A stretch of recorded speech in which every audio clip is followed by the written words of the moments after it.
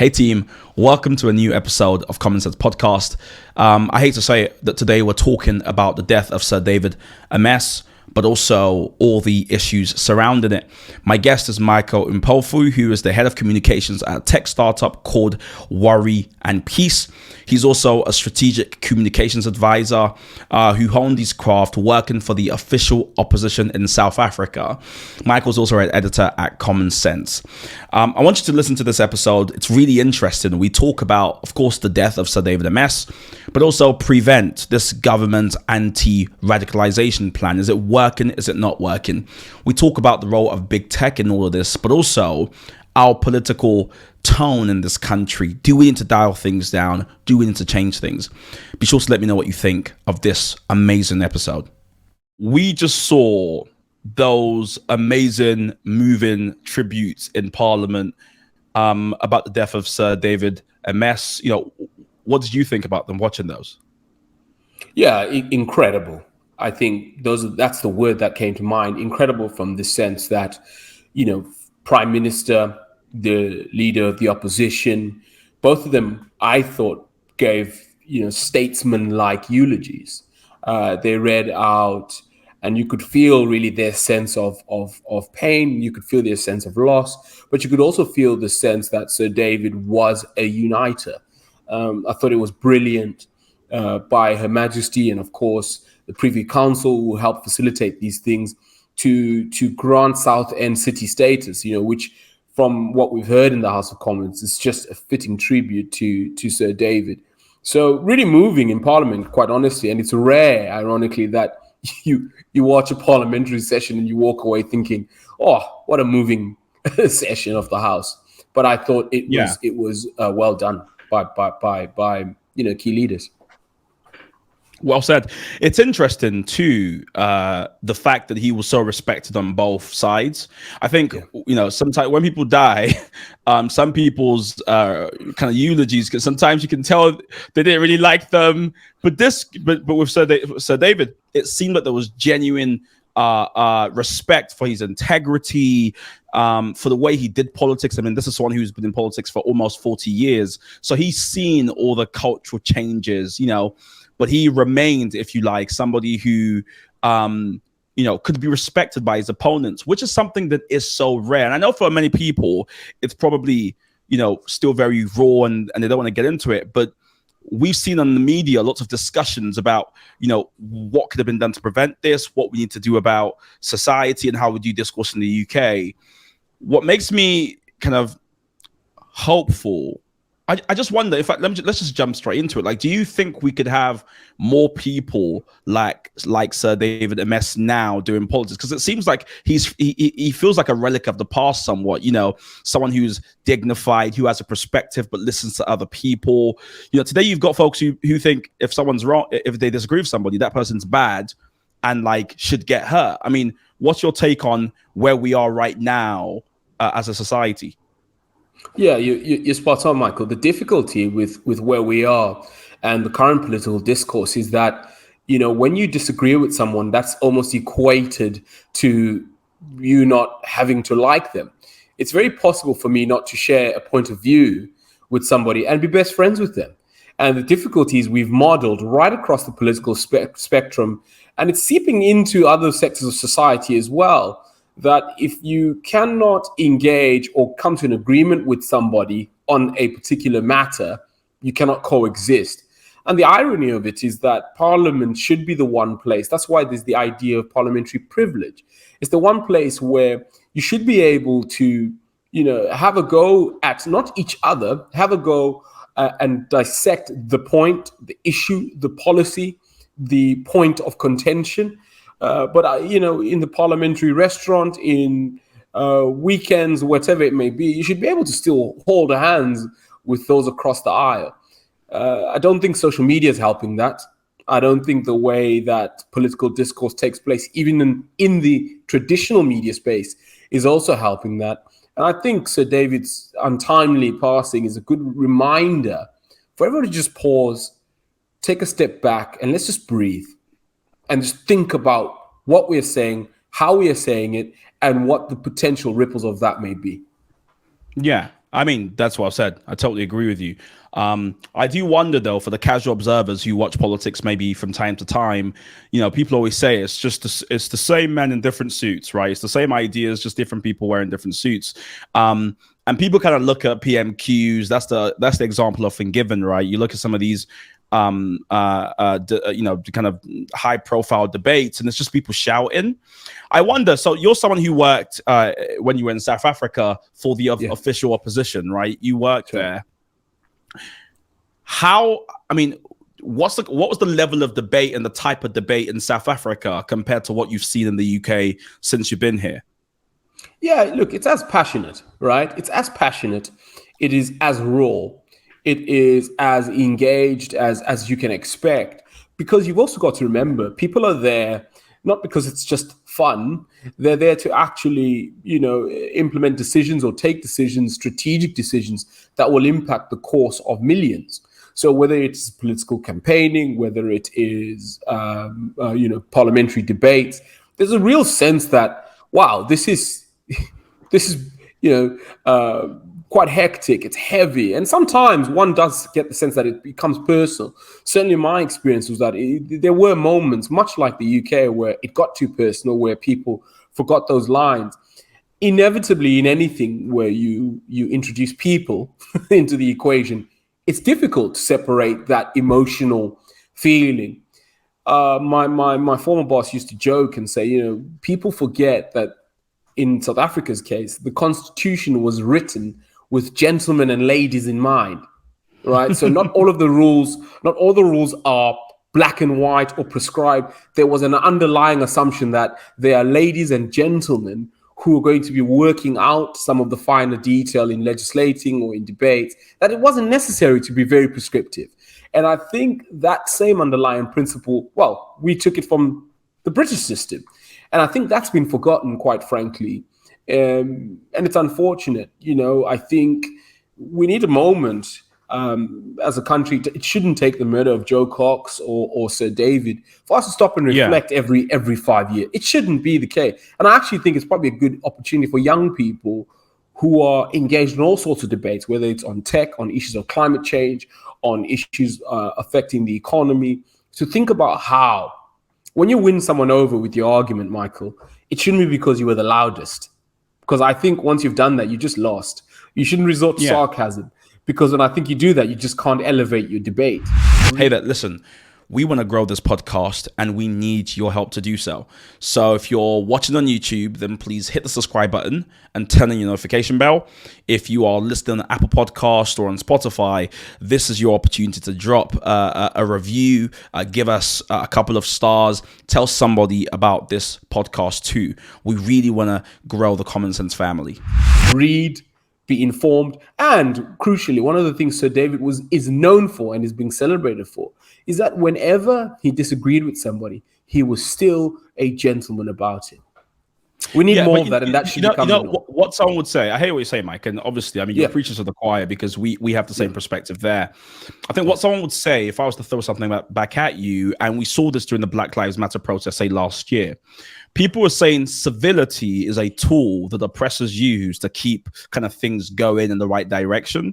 So we've always said, and I've always believed, and I remember reading something when I was young that said, seek to win people over with the beauty of your arguments, right? That's how you achieve social change. You make powerful, beautiful arguments. Martin Luther King did that, so on and so forth. Yeah. But what do you say to folks who say, but civility, without rocking the system, civility is a pacifier that folks in power use to kind of keep the running order going. And of course, not advocating murder or anything like that. But this idea that being kind of gentlemanly and dignified is actually stifling debate in this country. It's why you're seeing lots of left-wing activists on Twitter and right-wing activists on Twitter, being very verbose with their language. Just why you're seeing someone like Angela Rayner, I'm going to bring it up, right, calling, the conservative Boris Johnson scum. But equally, we've seen Boris Johnson calling other people traitor. So essentially, my point is, what about those who say you have to disturb the system and we can't just kind of be civil? We have to actually, say wild things like let's get rid of the police, let's just get rid of it, we don't need it anymore. Things like I've seen all sorts of crazy things that people have tweeted online about white people, about so on and so forth. What do you say to that?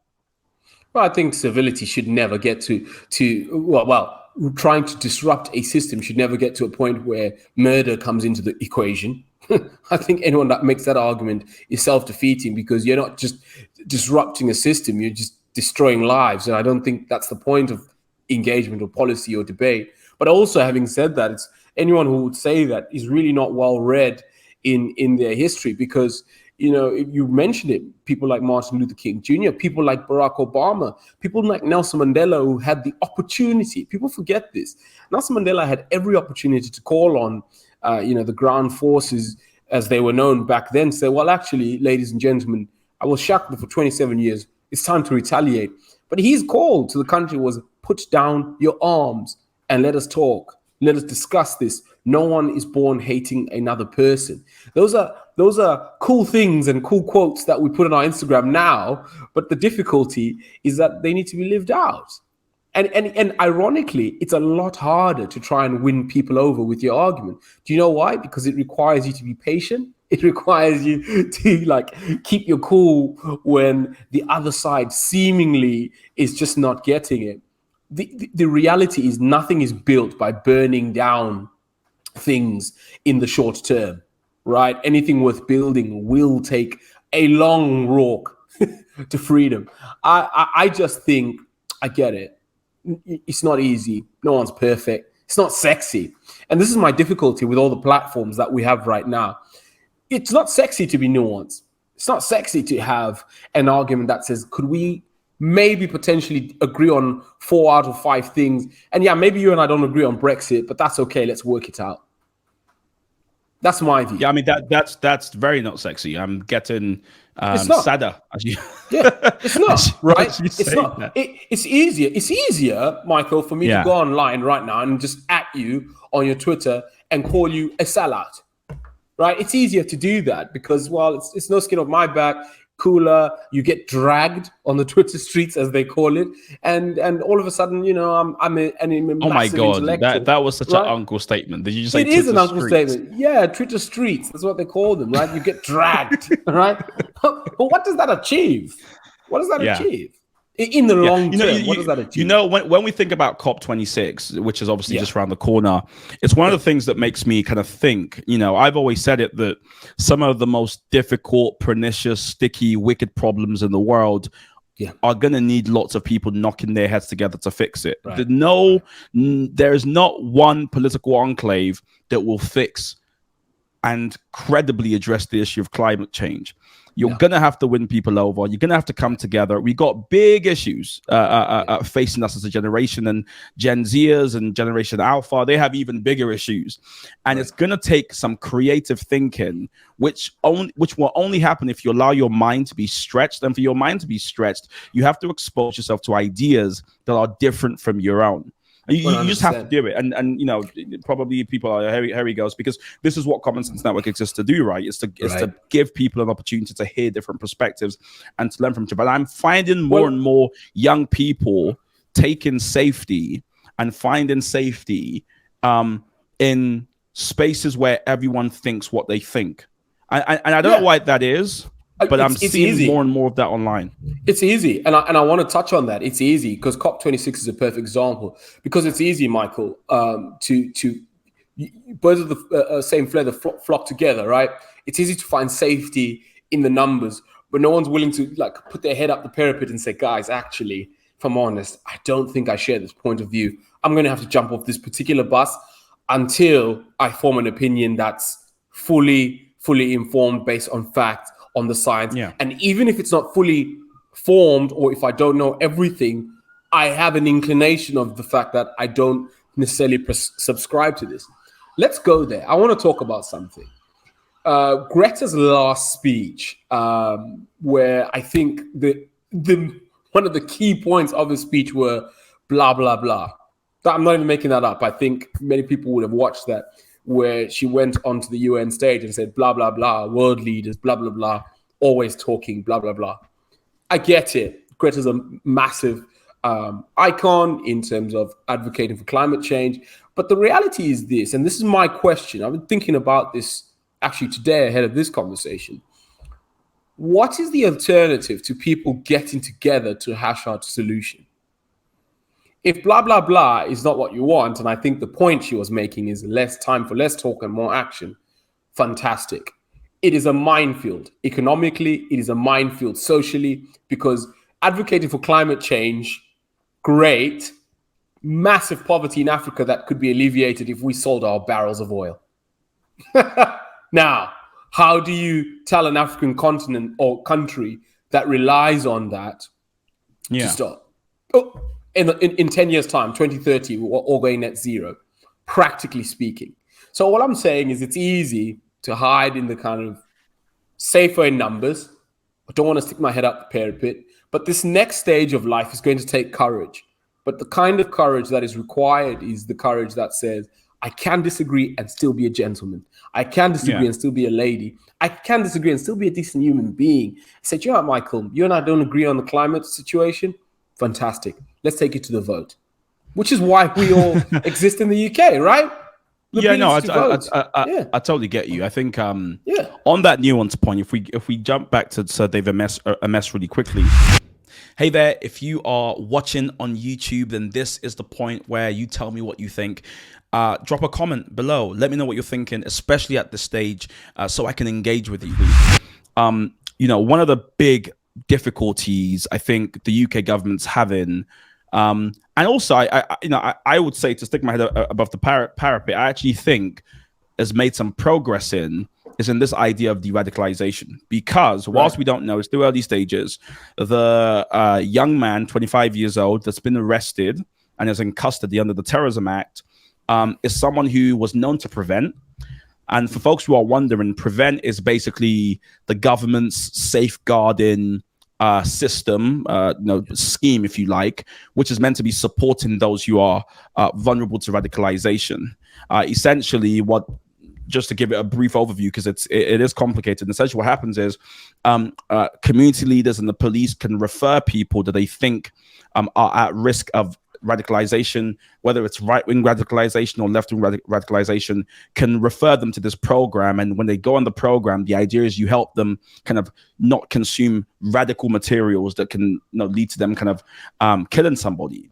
Yeah. So this young man, this 25-year-old man, was actually known to prevent, and apparently 5 years ago was on the prevent program. But then what happened was he fell through the cracks, they're saying. So they just kind of lost contact with him.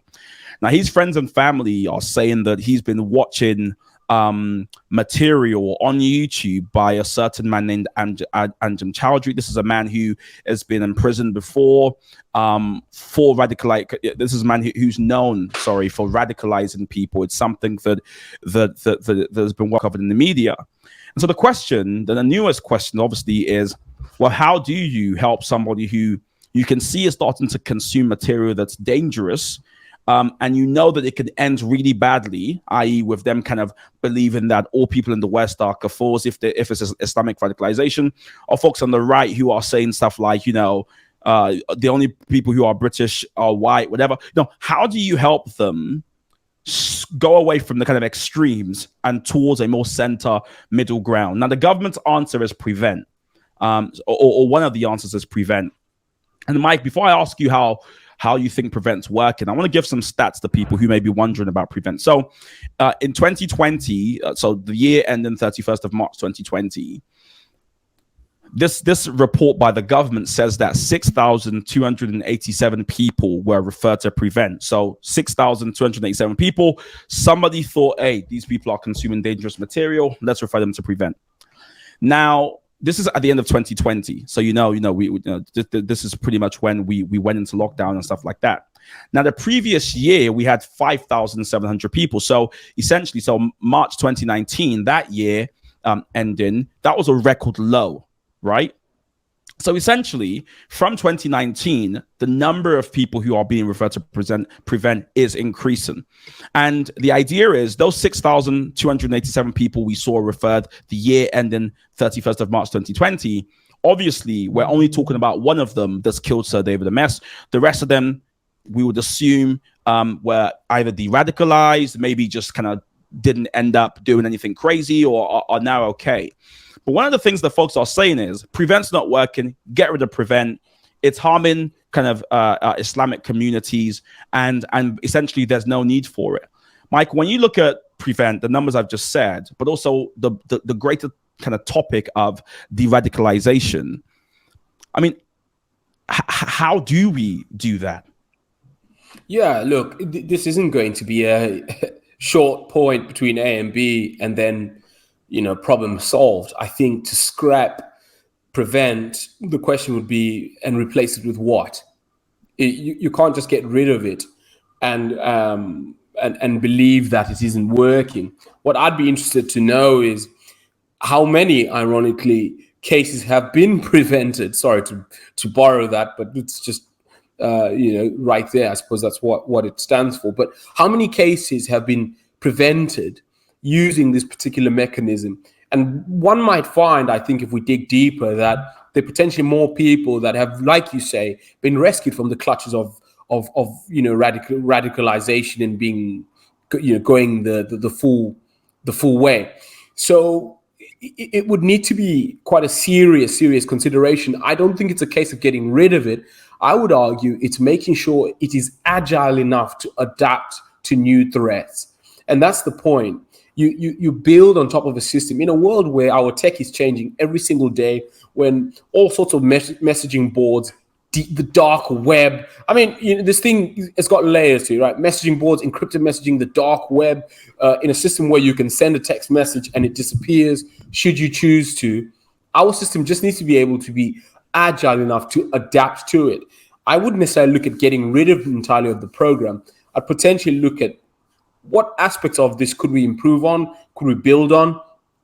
Heck, what aspects of it should we be looking at? Should monitoring platforms like Snapchat, which I'm sure already happens anyway, be part of the consideration? Should TikTok be one of the things that we're watching for subliminal messaging? Yeah, so I mean, on the topic of social media, you remember, me and you were watching the tributes that were being paid to Sir David Amess. And after the Prime Minister spoke and the leader of the opposition spoke, of course, one of Sir David's kind of closest friends, and he says like a mentee, someone who Sir David mentored, spoke as well. And it was interesting because in his speech, he spoke kind of powerfully about the relationship they had, but also he spoke about dragging Mark Zuckerberg to answer for his crimes and stuff like that. And essentially he leveled an attack and several pejoratives at big tech, something that people often do. But a part of me always wonders, like, what do people expect big tech to do? Because, like, you've got these companies that are registered in America. America is obviously, free speech is enshrined in their constitution.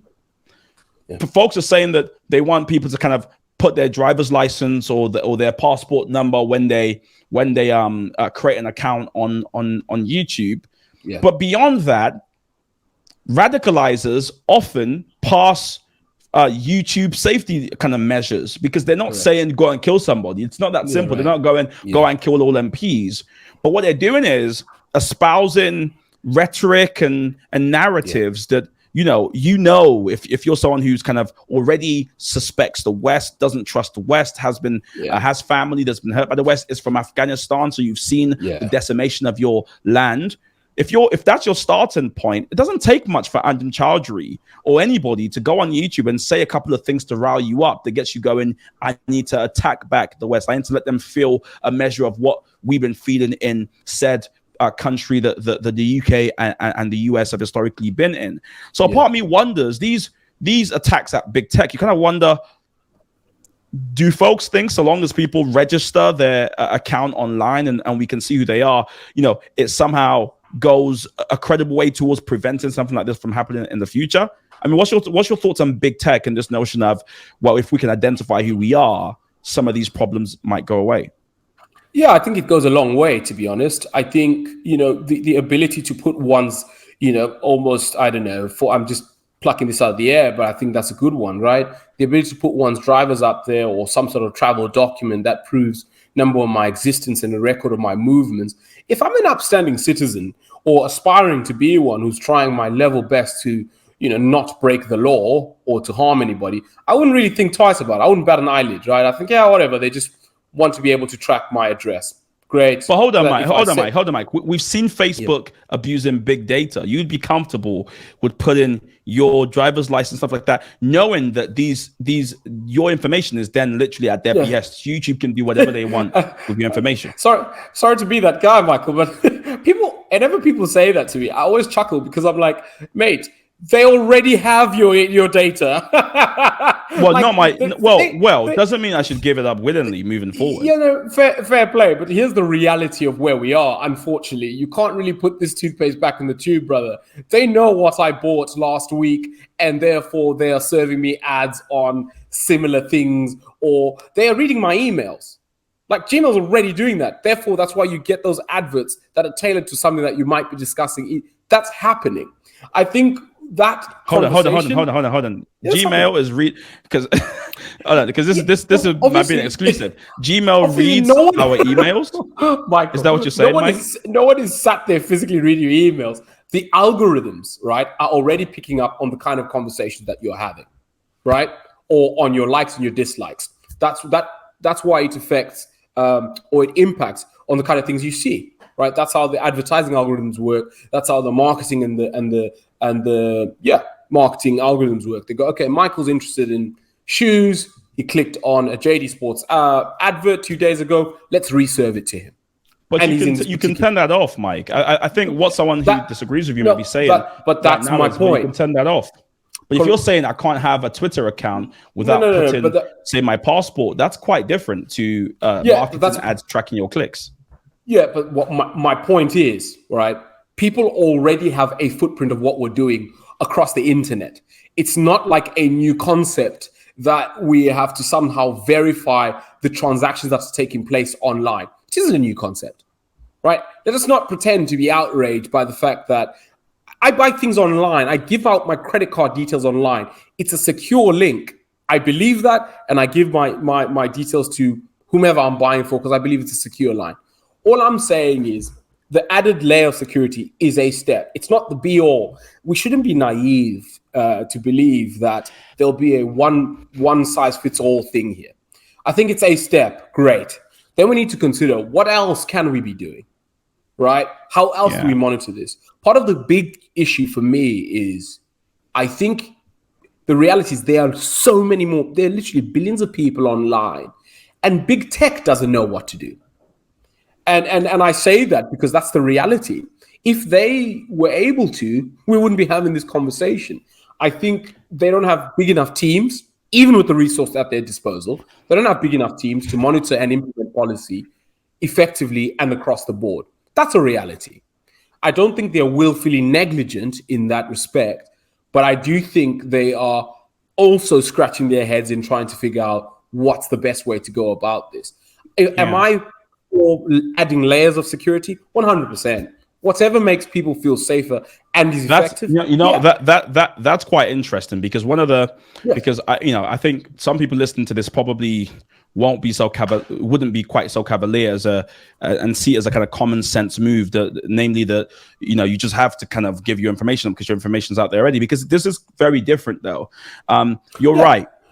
We all leave a digital footprint when we consume information. Correct. However, attaching people's personal details, i.e., before they can get onto Twitter or they can get onto YouTube, and where the content they watch can be directly linked to them. I mean, the reason why we have Finsta accounts and we have random burner accounts on Twitter is so we can watch stuff without it being directly tied to who we are, our data, where we live, stuff like that. So I do wonder if that's even the next common sense step in combating this. Again, mainly because if you're talking about radicalization, which is what obviously the reason they're considering this move is, I would imagine the reason why you want folks to identify themselves is so you can spot those who are radicalizing. But the issue is a lot of their content would be allowed anyway, so that isn't the problem. The problem is far more about how do we and to borrow your point about the toothpaste, in a way, when it comes to radicalization, I do think we're at a space now where you know, you got two different approaches: upstream, downstream. Right? Downstream is how do we combat it right now in terms of folks who are being radicalized, are radicalized, kind of, are kind of at the end goal. They're about to do something bad that they shouldn't do. That's a minefield, and I don't even know 100%. how to do that. As you're saying, it's a minefield. But the upstream approach is how do we, moving forward, educate young people about digital safety, but also like drag them out of their echo chamber so that they're not ideologically obtuse, which means you're ripe for the picking as per radicalization. My interest is in how is tech, the government, educating people about the kind of digital world we're living in now that, quite frankly, our brains aren't advanced enough to deal with. It really, for me, is a question about schools, right? It's a question about, really educating people about what British values are. Firstly, probably defining what British values are, and then educating people because I just shudder to think. I see all the people debating freedoms and social media, and we introduce it on social media, and I'm just like, I think we need to start way earlier, and maybe more things like this will happen, unfortunately. Yeah, you're right, Mike. Look, it's a case of a whole of society approach, to be honest, and this is my difficulty with the conversation. We should not err on the side of assuming there's a one stream approach and that will solve it. It's a whole of society thing. What does the school curriculum look like from a young age? Because kids are now more engaged with the online world from an early age anyway. So what does a year 5 or year 4 curriculum look like? You're watching YouTube videos, young man, young woman, what are you watching and what should it be like? What should you look out for? What are the signals that you should look out for to speak to your parents? And then, you're talking about big tech. What are some of the things that on the route to engaging with their content, what are some of the things that they're saying to you as a young person before you're able to get through, right? To use your Instagram account, I don't know what it is, what learning materials or barriers of entry in a positive way could they include in that process? Hey, Michael, as you set up your Instagram account, FYI, if you see this red flag, or these are some of the tools to help keep you safe. It has to be an ongoing thing, little and often. It can't be a whack. We've spoken to you about it once at a career day, all the best. Yeah. That'll never gonna work. It's got to be an ongoing journey. I agree. And it's a minefield. And I think admitting that at the beginning and it's just why I hate when I see, politicians doing that cheap thing of just leveling pejoratives at tech. Oh, it's big tech, right? Big tech, and big tech becomes the boogeyman who they can, this kind of situation that's happened. It's obviously quite complicated because you have someone who was known to prevent, so they know that he's a person of interest. Yeah, went through the program, somehow fell through the cracks, somehow was able to go to a surgery, meet an MP. Do you know what I think? Yeah, I was having a chat with a friend in the car about this.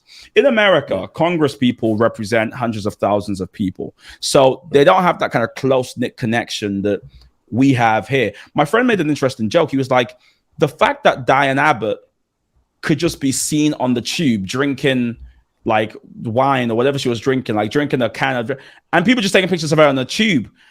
I'm just like, number one, it's Diane Abbott. So she's been in the public eye for a long time. Yeah. I never forget when I was going to Manchester once and I got a train from Euston and I got on the train and on my train was Nick Clegg. It was just sat opposite me. In this kind of seat next to me. And I was thinking, and this was right after the kind of, he broke the promise about tuition fees. Yes. So in my head, I was thinking, how is this? I could have acid in my bag. There could be someone who feelings, Michael, in that moment about the promise broken.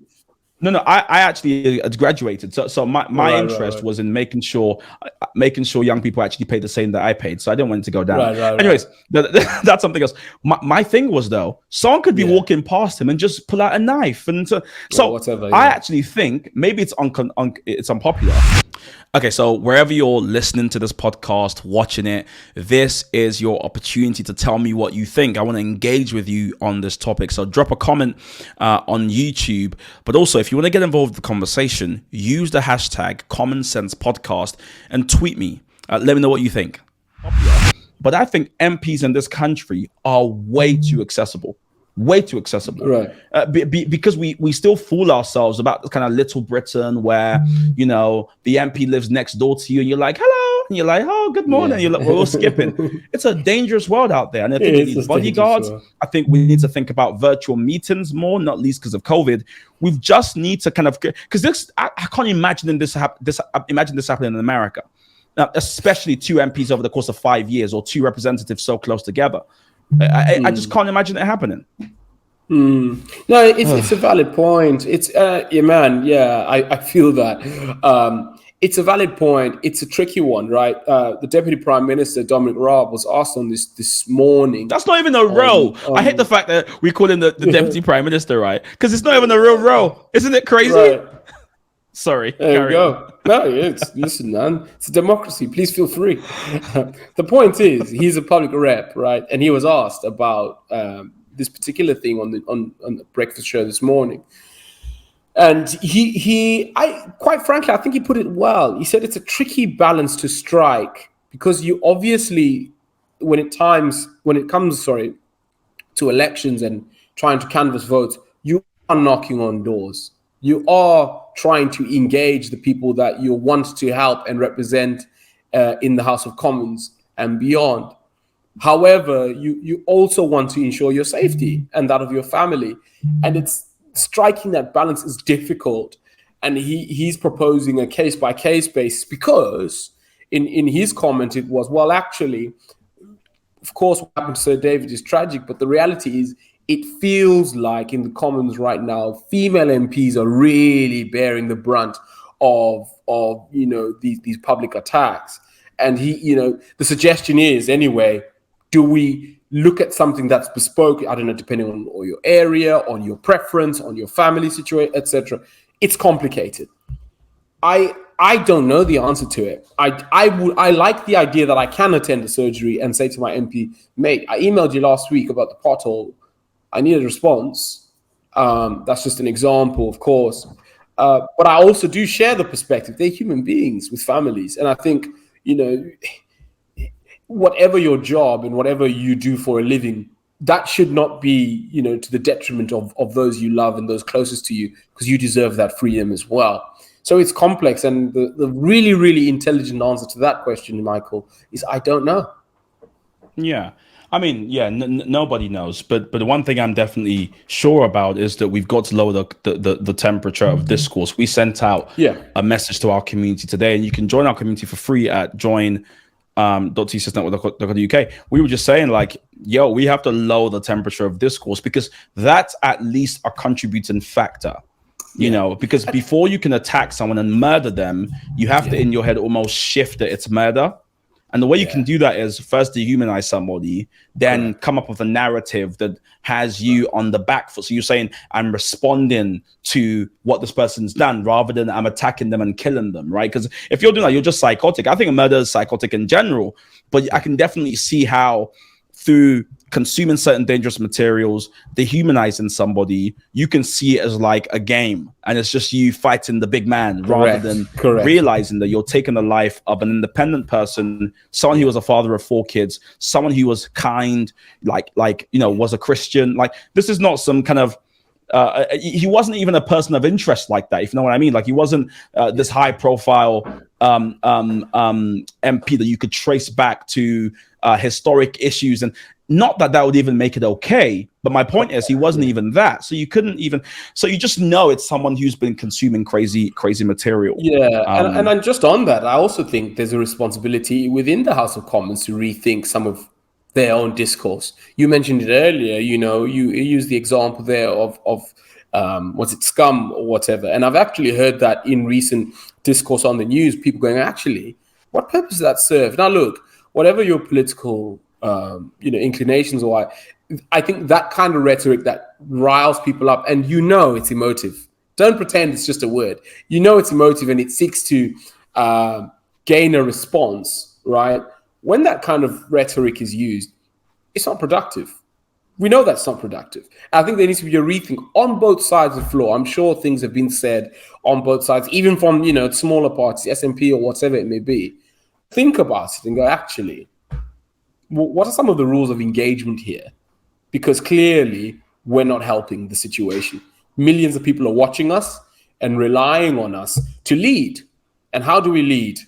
Words form part of it, right? And people take their cues from us. If it's okay in the house or elsewhere in another context to call Michael, for example, scum, what do I expect those following me to do and say? And some people are not mature enough to understand that it's rhetoric. They don't. They just follow through on those actions, right? So I think there's some work to be done within the House of Commons itself. Yeah, well, I mean, as you've said, a life well lived, a life lived in public service. I think Sir David Amess is an example to lots of people. Not least if you just watch the tributes in Parliament today about his life. I mean, if someone can speak about my life half like that, that's a life well lived, right? Where you make impact, absolutely, even on people who you disagree with.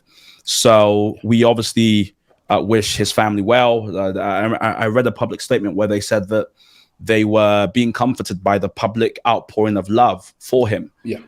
So let's keep doing that. If you're listening to this, tweet something out, put something out if you feel that way inclined. Michael, as ever, thanks so much for being part of this conversation. Thank you. Thank you so much. I think, we just got to model well what it means to disagree, and what it means to fight, for other people's right to say things we don't like. That's when I think we're hitting the sweet spot of what liberal democracies are at their best. This was a sad day, but let's hope that good things can somehow come from this.